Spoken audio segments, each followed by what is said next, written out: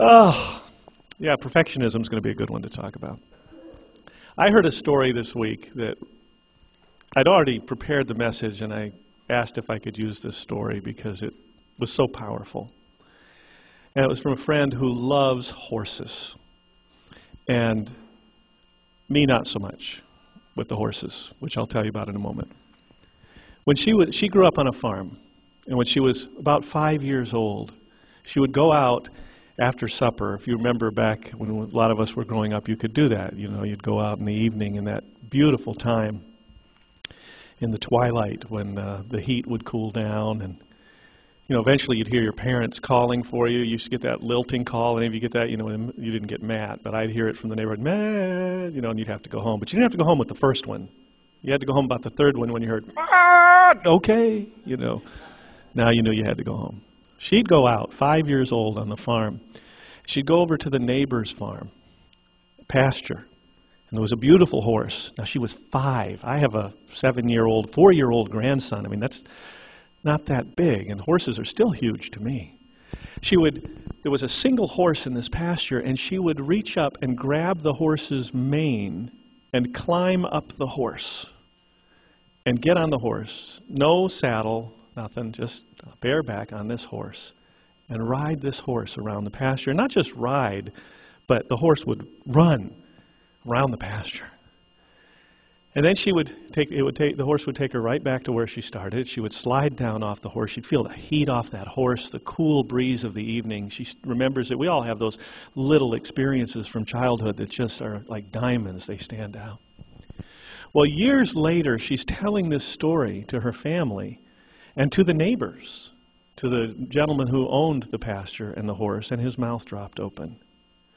He said, that horse was never broken. No one ever rode that horse. She said, well, I did. And I believe her. Now that would be a nice story, even a powerful story, a magical story, when you know that it fits with who you are. I want to tell you a corresponding story, my experience with a horse, which was a little bit different.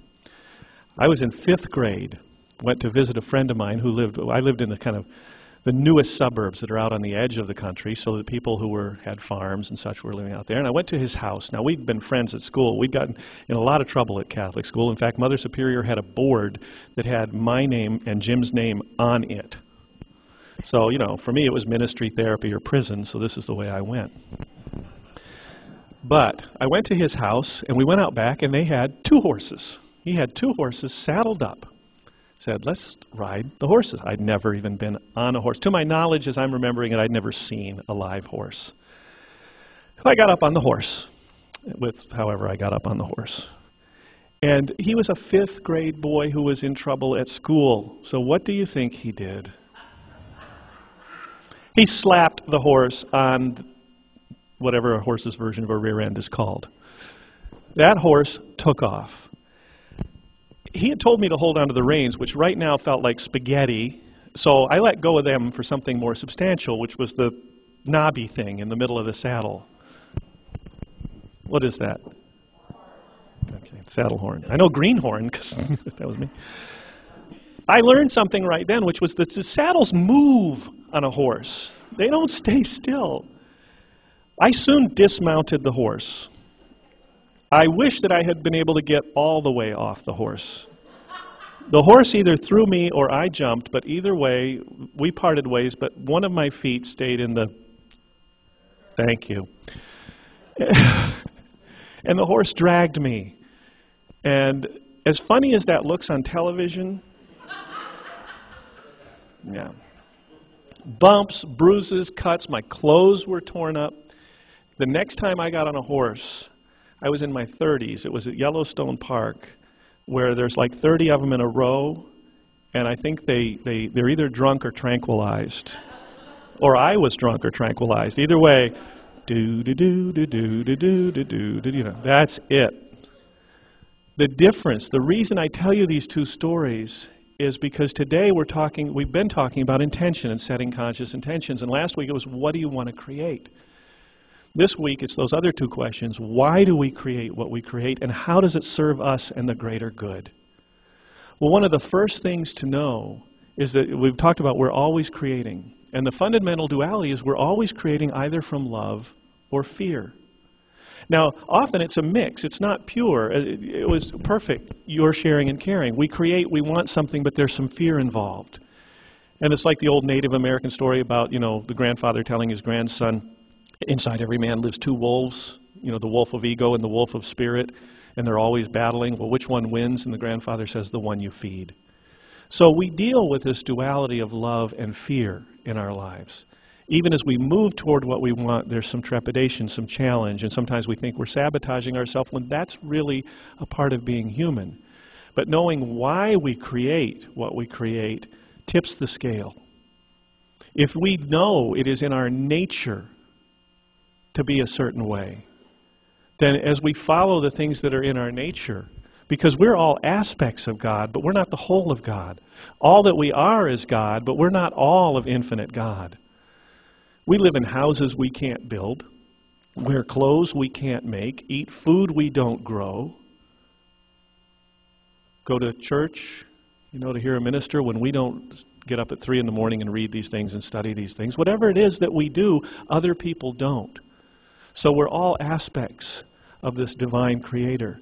But we have our own nature. And listening to that nature, in fact, there was a philosopher named Luis Kazantzakis, and he had a wonderful quote that I've known for many years and never forgotten. He said, you choose your colors, you choose your paintbrush, and you choose your canvas. Paint heaven or hell, but don't blame me. Isn't that something? And everything that we do, when we do it from love or fear, we're either doing it to avoid suffering or to seek joy, to avoid pain or to seek some form of good. And we know as metaphysical thinkers that which we focus on expands. And so if we're constantly focused on avoiding pain, what are we going to keep attracting? More pain, more suffering. If we shift our focus primarily to knowing that we're stepping into joy, that we're stepping into love, then that is what is going to expand in our life.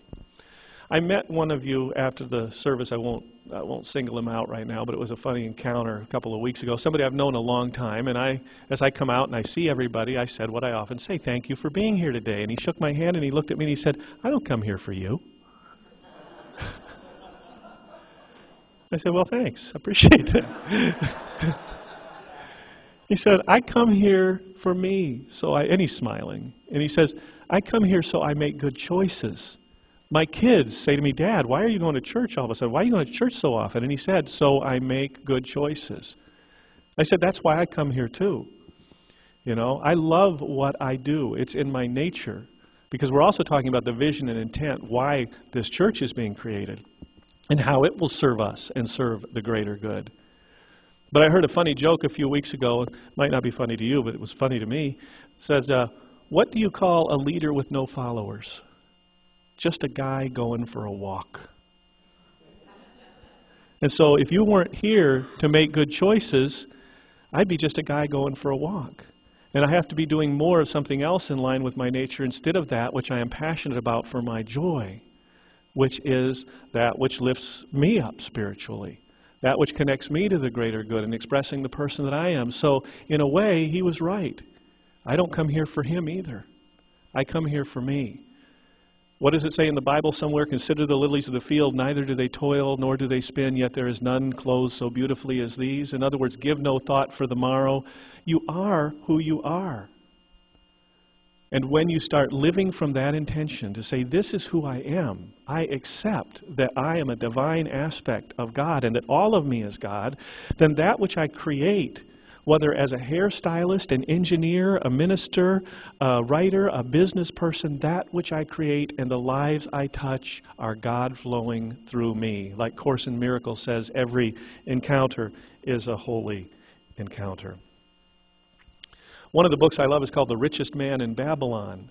And if you've ever read that, he talks about coming upon a cathedral being built. And he approaches one man and says, what are you doing? And the guy says, what do you think I'm doing? I'm a bricklayer. I'm laying bricks. And he goes to another man and says, what are you doing? And he says, I'm building a building. I'm a builder. I'm building this wall. And he goes to a third man and says, what are you doing? And he says, I'm erecting a temple to honor Almighty God and give people sanctuary and spirit. They're all doing the same thing. But one of them knows what he intends to create, why he's creating it, and how it serves his good and the greater good.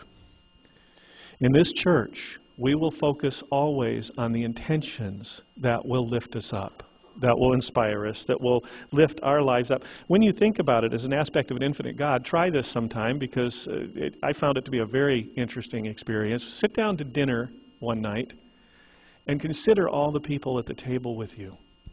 Not just your family and your lineage, but who made the salt shaker? Who mined the salt? And where did the beef come from? And the plate, and the tablecloth, and the table, and everything else, the ketchup, and the mustard, and the labeling. And by the time you realize, my gosh, there are hundreds of people involved in my burger and fries. Which tends to make you want to, It's a wonderful thing to not get just theoretically that we're all connected, but to get that we are all connected. There is a first concert I ever went to was James Taylor. I love James Taylor. And he has a song that's called That's Why I'm Here. Not one of his biggest hits, but I want to share with you some of the lyrics from it. And although I won't do James Taylor justice, I'm not going to read them to you. I'm going to try and sing them to you because of the way he sings this. It's the middle verse of this song. He says, fortune and fame, such a curious game. Perfect strangers can call you by name and pay good money to hear fire and rain again and again and again. Summer like summer coming back every year. Got your baby, got your blanket, got your bucket of beer. I break into a grin from ear to ear, 'cause suddenly it's perfectly clear. That's why I'm here. He gets it. He gets it's not about being a star or a celebrity or even a songwriter. He gets in that verse his place in the universe, that he says, this is just what I do. And if I'm singing Fire and Rain for the 10,000th time, it's not that it's nothing. It's important to that person who's out there with his baby, his blanket, and his bucket of beer, who's saying, yes, I'm having a moment of spirituality. And any of you who've gone to concerts, and I love to hear musicians, you know when they're up there and they're connected with you, and when they're up there and it wouldn't matter if anybody was in front of them or not. You know the difference. That's the energy. And that leads me to the idea of that I had never considered before. I've been on the horse before of being a minister, and some of you know that. And whether I was thrown from that horse or jumped off that horse, either way, I got dragged for a while. A few bumps and bruises. But now I know what a calling is. If you've read Richard Bach's book, Illusions, in the very beginning he talks about the creatures living at the bottom of a great crystal river who spend their lives in the current, clinging to the rocks. Because if they let go, they'll be swept into the other rocks and hurt. And one creature says, enough, I'd rather die than live like this. And they said, you're crazy. And he said, maybe, but this is no way to live. And he lets go. And he's swept away into the rocks, bumped and bruised, and they hang on all the tighter. But what they don't see downstream is he's lifted up into that current. And as he floats by free, abundant in the current downstream, other creatures clinging to the rocks look up and they go, Messiah. And he goes, no, I'm not a Messiah. I'm just like you, just let go. Well, this is what I do. I could let go of the form, but this is the calling I have to write, to teach, to minister, to counsel. It's what I'd rather do than anything else in the world.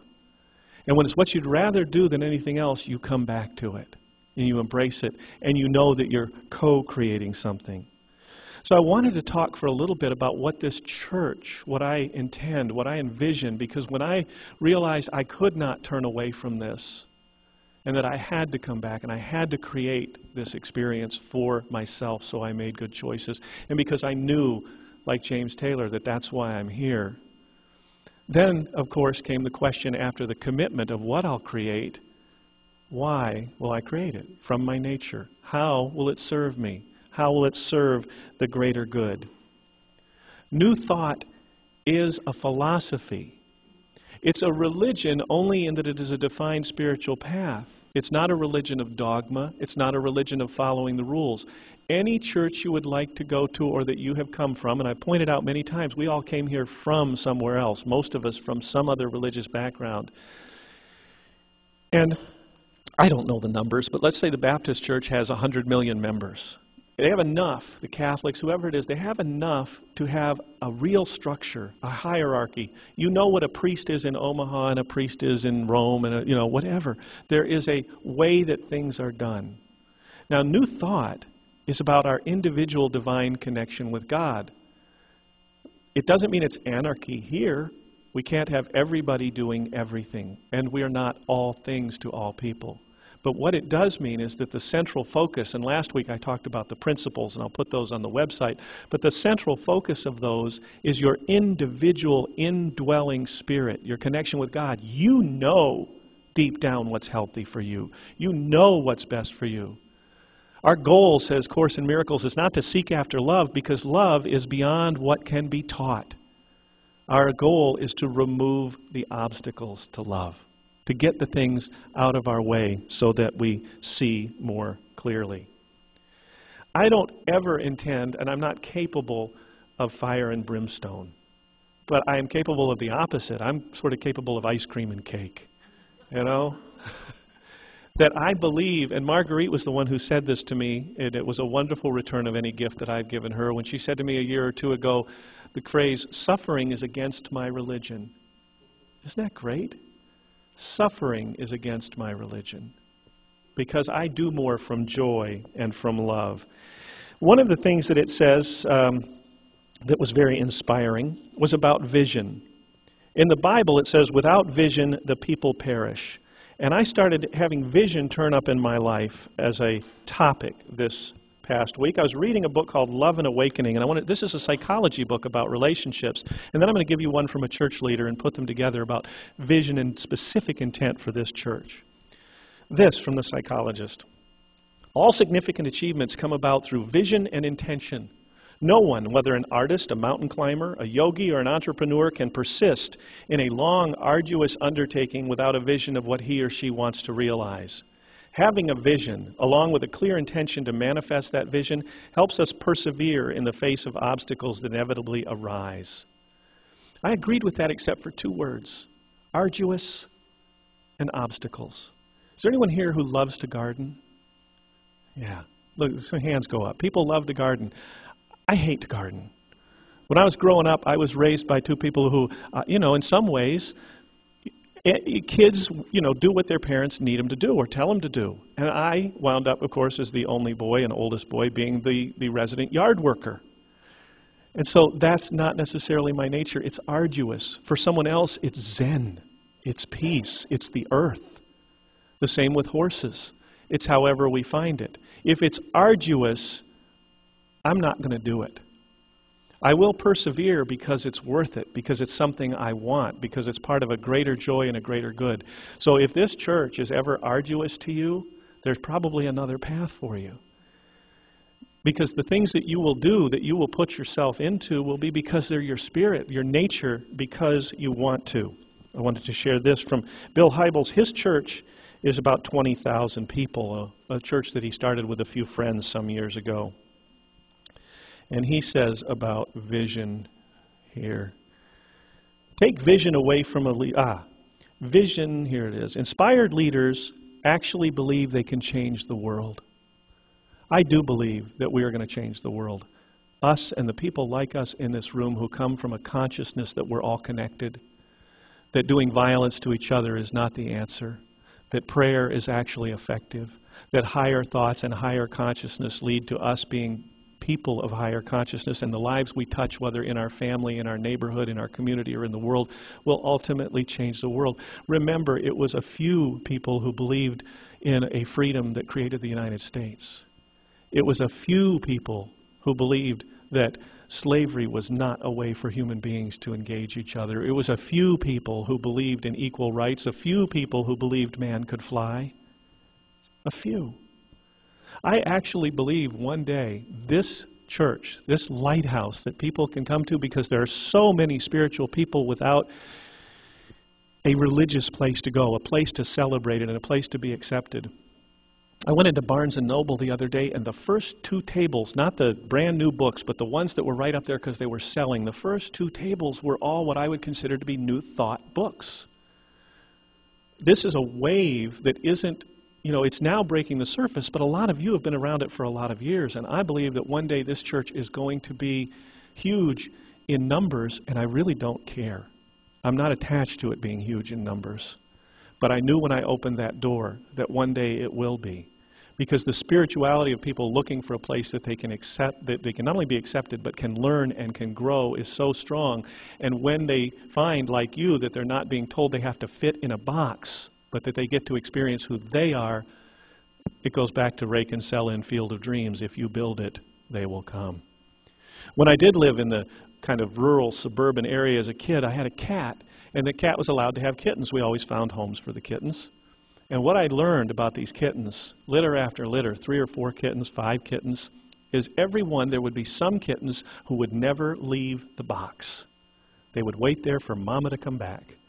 And other kittens who would claw and rip that thing apart and scramble to the top to look out and then climb out and explore.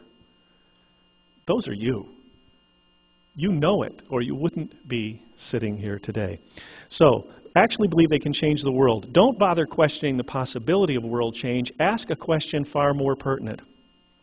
What do these leaders have in common? What they had in common was a compelling vision. Vision is at the very core of leadership. Take vision away from a leader and you cut out his or her heart. Vision is the fuel that leaders run on. It's the energy that creates action. It's the fire that ignites the passion of followers. It is a clear call that sustains focus. I have that vision, and it's going to be expressed through these connections and through this church and through what we do in focus. And I'm going to tell you a couple things that have really come to mind, and they're sort of off the cuff. I wrote some down, but they're easy to remember. You don't have to remember the truth, the things that are true for you. One of the things I learned in the horse that I rode before of ministry is about getting the cart before the horse. The only time I will ever want to own a building is when it is paid for, when it is easy, when it is effortless, when it is more economical to do that than to rent, because I don't ever and will not put myself in a position of worrying about how to put people in the seats. You're here because of your consciousness, and that's how I intend to always engage my life. It's from abundance, not from fear, and not from lack. The other thing is focus. What I want is to be able to learn, to be able to grow, to be able to connect, to be able to be inspired. These are the things that are important to me in this church. To grow, to connect, to learn, to be inspired. And that'll be the focus. Which means, in terms of New Thought, being a small group, because it will always be, in a sense, a small group. It's not going to be the Catholic Church, not while we're going through this in the next few years. It's not about an institution. It's about your individual thinking and consciousness.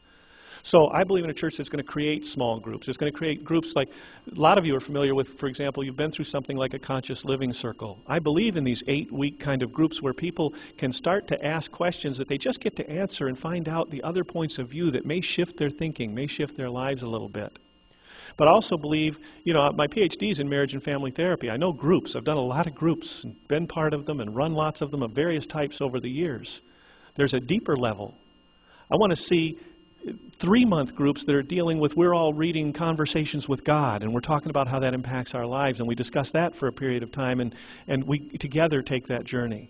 I want to see 6-month groups that are deeper yet, that are spiritual support groups, where for 6 months we commit to be there for the other people in that group through whatever crises may arise, to be there in prayer, to actually connect as a support system for that time. And those may lead to connections, friendships, relationships, and even groups that go on for years after that of their own power.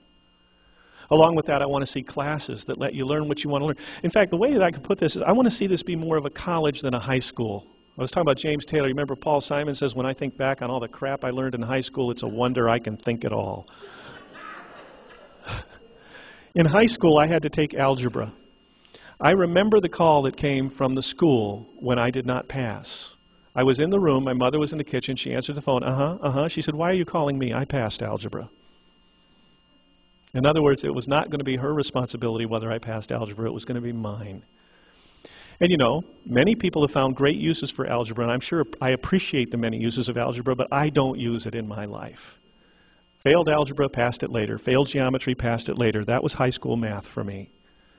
We have our nature and our tendencies.